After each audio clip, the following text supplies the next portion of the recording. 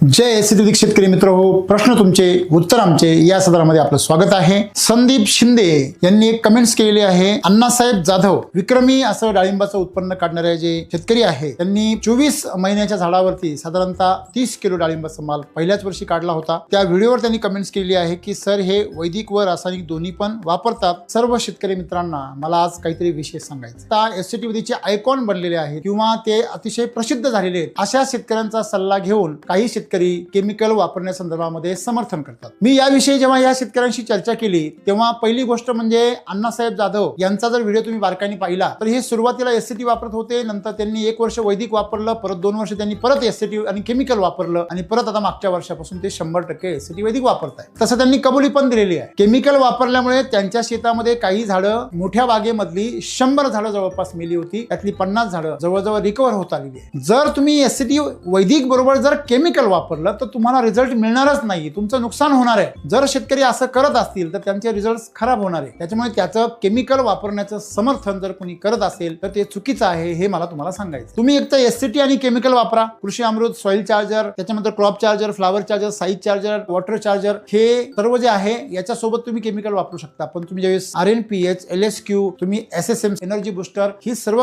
ज्यावेळेस तुम्ही health charger वापरता त्यावेळेस 100% एससीटी वैदिक वापरणं गरजेचं आहे। त्याचं कारण दोघांची प्रकृती वेगळी आहे। तुम्ही वैदिक आणि केमिकल एकत्र वापरू शकत नाही, त्यामुळे विकृती निर्माण होईल। तुम्हाला केमिकलचेही रिझल्ट मिळणार नाही आणि वैदिकचेही मिळणार नाही। जर तुम्ही याविषयी जर खोलात गेलात तर सरलाताईंशी मी चर्चा केली तर सरलाताई असं म्हणतात काही शेतकरी एवढे आग्रह करतात, त्यांना शेवटी वैतागून सांगावं लागतं की वापरा, तुम्हाला थोडेफार वापरायचं। तर मुद्दा असा महत्वाचा आहे की याविषयी आपण जर समर्थन केलं तर आपल्याला 100% रिझल्ट मिळणार नाही याची आपण खात्री घ्या। जर तुम्हाला केमिकल वापरायचंच आहे तर तुम्ही वैदिककडे का वळता हाच मला पहिला प्रश्न पडतो। केमिकलच्या त्रासाला वैतागून आपण वैदिक सुरू केलं आहे तरी पण तुम्हाला केमिकल वापरायचंच आहे तर हे तुमच्या अज्ञानपणाचं तुम्हाला लागलेल्या सवयींचा परिणाम आहे। याच्याशी तंत्रज्ञानाचा काही संबंध नाही, रिझल्टचा काही संबंध नाही। 100% एससीटी वैदिक जर वापरणार असाल तरच आपण एससीटी वैदिक सुरुवात केलं पाहिजे, अन्यथा केमिकलची सवय असलेल्यांनी फक्त एससीटी आणि केमिकल असंच वापरलं पाहिजे, याच्यामध्ये गोंधळ करता कामा नये। बाकीच्या ज्या कंपन्या आहेत जे एससीटी वैदिकच्या नावाने आमचं पण तसंच आहे असं ज्या कंपन्या म्हणतात